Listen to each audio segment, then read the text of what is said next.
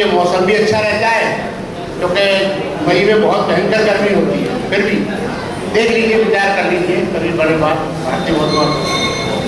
मित्रों, परम पूज्य बोधिसत्व बाबा साहब अम्बेडकर, जैसा हमें उनके जीवन से पता चलता है कि 10वीं क्लास से वो चिंतित थे तमाम दलितों की बीमारियों से, छुआछूत, अनपढ़ता, अंधविश्वास, जो जितनी बीमारियां हैं उनसे। और वो जब से ही निरंतर आपके निराकरण के लिए निरंतर लगे, पढ़ते रहे, लगते रहे, लिखते रहे। 1935 में उन्होंने घोषणा की कि मैं हिंदू पैदा हुआ हूं, हिंदू मरूंगा नहीं, ये मेरी प्रतिज्ञा है। तो 1935 से फिर वो लिखते रहे, भगवान बुद्ध और उनका धर्म ग्रंथ साथ में था, चलाते रहे, जानकारियां देते रहे, पूरे संसार से बुद्धिज्म को ढूंढते रहे, खंगालते रहे। बाबा साहब भगवान बुद्ध को जिस तरीके से ब्राह्मणों ने विकृत किया उनके साहित्य को, वो सारे साहित्य को खंगाला। एक एक पुस्तक बाबा साहब अम्बेडकर ने पढ़ी है, ये ध्यान रख लेना। वो पाली के बड़े विद्वान थे। कोई ये कहे कि बाबा साहब ने तो पाली कहाँ से सीखी? बाबा साहब पाली के बड़े विद्वान थे। और उनका परिचय लास्ट ये है कि उन्होंने बुद्ध पूजा पाठ लिखा है, उसमें सारे श्लोक पाली के बाबा साहब अम्बेडकर ने डाले। तो मैं ये इस बात को यहाँ लाऊंगा कि जब 56 में दीक्षा दी तो 21 साल हुए। 21 साल में इस चीज को पूरा करते हुए, और 21 साल में जब उन्होंने देखा कि भाई मुझे अब धर्म देना चाहिए, तो ऐसे नहीं आपको धर्म दे दिया। मैंने कहा ना, पूरी स्टडी के साथ, पूरे चिंतन के साथ उन्होंने आपके लिए बुद्धांजलि धम्मा लिखा। और वो लिख करके इसलिए कि ये पढ़े जाने बुद्ध को और कहीं मार ना खाएं, कहीं इधर उधर की अनर्गल बातों में ना हो जाए, अपने उद्देश्य को ठीक समझे, ठीक दिशा में ये अग्रसर हो। ऐसा करके बाबा साहब ने बुद्धांजलि धम्मा लास्ट दिन 5 दिसंबर 1956 को उसका प्रवेश लिख करके साइन करके बाबा साहब सोए थे। फिर हमारे बीच में वो नहीं रहे। मित्रों, दूसरी बात फिर मैं ये कहना चाहूंगा कि यही बाबा साहब ने आपको नहीं छोड़ दिया। उन्होंने कहा कि ये पूजा पाठ पद्धति नहीं जानते, तो उन्होंने ये पूजा पाठ पद्धति, जैसे मैंने बताया, बुद्धचर्या विधि हमारे पुराने बहुत बड़े भिक्षु थे बोधानंद जी, उन्होंने लिखी थी। लेकिन बाबा साहब ने भी ये पूजा पाठ लिखा है। बुद्धचर्या विधि दो किताबें छपी हैं, और वो दोनों किताबें नकलों से छपी हैं श्री राजेश चंद्रा जी के द्वारा।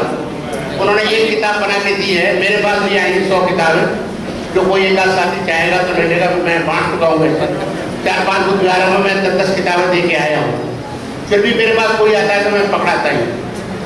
उसमें यही था कि बाबा साहब ने जिस तरीके से आपको पूजा पाठ, अपनी आराधना सब करनी है, सारे लोगन कार्य करने हैं, विवाह संस्कार भी करने हैं, दूसरे और संस्कार भी करने हैं, विद्या के संस्कार भी, सारे संस्कार, चारों संस्कारों की विधि बाबा साहब ने आपको सुझा करके दी है।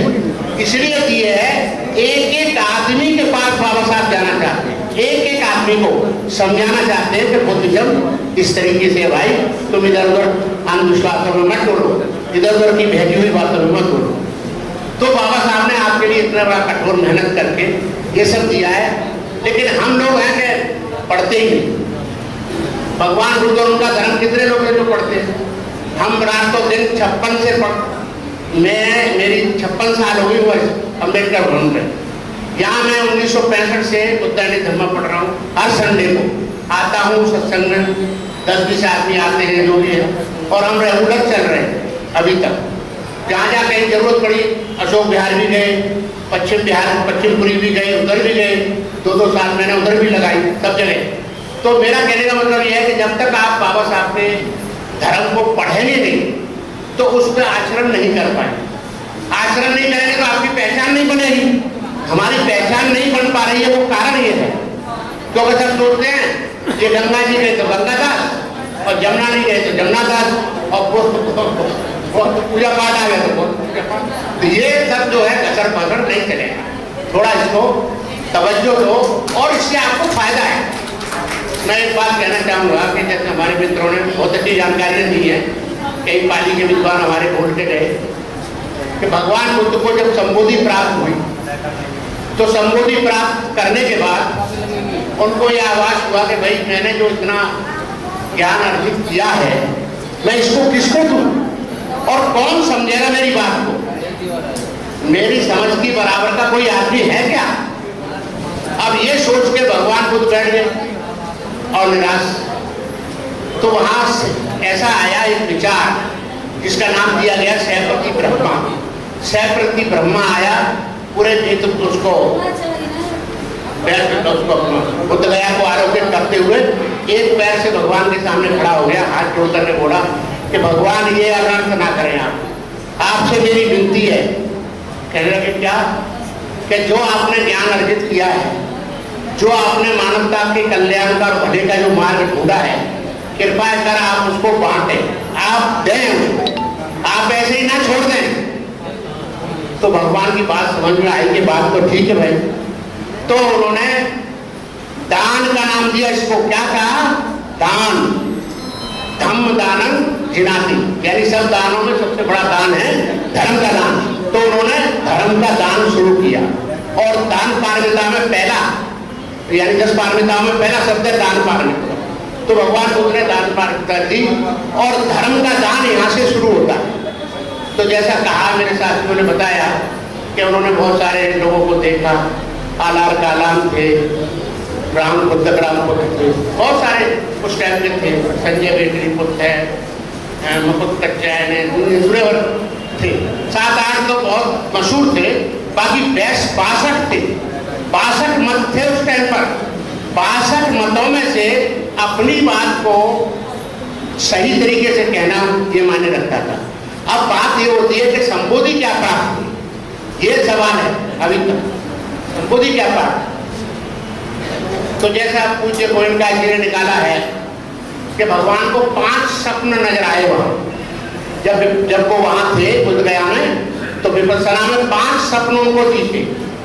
एक स्वप्न तो ये था, अब जैसे एक मेरे मित्र कह रहे थे कि बौद्ध धर्म से पहले कोई धर्म नहीं था, ब्राह्मणी धर्म था भाई, जो वर्णाश्रम धर्म है वो था ब्राह्मणी धर्म। उसी के पैरेलल में तो बाबा साहब ने ये खड़ा किया, भगवान बुद्ध ने ये 4 यार शब्द जो दिए, उसी के पैरेलल में ये जो 4 वेद हैं, इसमें अनर्गल बातें लिखी थी कि ब्राह्मण जो ब्रह्मा के मुख से पैदा है, उसको झूठ साबित करने के लिए भगवान बुद्ध को ये धर्म आपको देना पड़ा।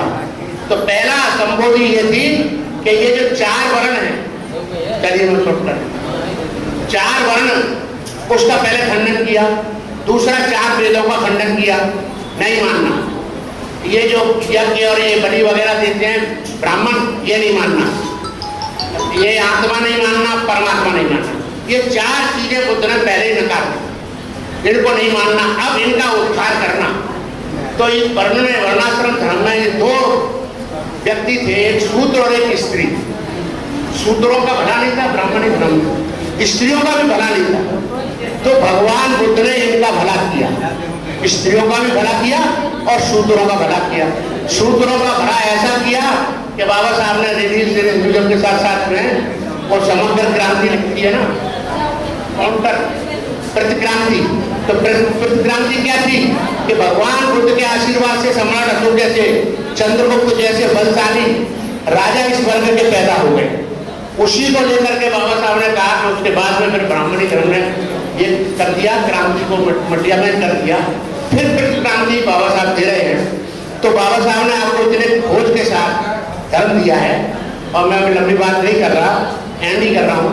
तो कहने का मेरा मतलब है कि बहुत यथक प्रयत्न के साथ मित्रों, एक छोटी सी जानकारी दे रहा हूँ। मैंने कहा ना राजेश चंद्रा, लखनऊ में राजेश चंद्रा हैं, उन्होंने छोटी छोटी 5x5 की कोई 10-15 किताब निकाली है छोटी छोटी। उस किताबों को वो फ्री बांट रहे हैं और पूरी दुनिया में जा रही है। और हर किताब में एक बात उन्होंने बाबा साहब की रखी है, वो जरूरी है कि दुनिया के लोग इस बात को मान रहे हैं कि भगवान बुद्ध को दोबारा से सही तरीके से अगर किसी व्यक्ति ने प्रस्तुत किया है तो वो परम पूज्य डॉक्टर बाबा साहब अम्बेडकर है। हम उनको साधुवाद देते हैं, हम उनको ग्रहण करते हैं। तो दुनिया में इंग्लैंड के 50 पादरी, उसमें बाकायदा उसमें किताबों में नोट है, अमेरिका के और मुसलमान तमाम अरब कंट्री के, उन सब ने चिट्ठियां लिखी हैं और अपना इंट्रोडक्शन दिया है कि भाई हम बाबा साहब की बात से सहमत हैं और हम बौद्ध होने जा रहे हैं।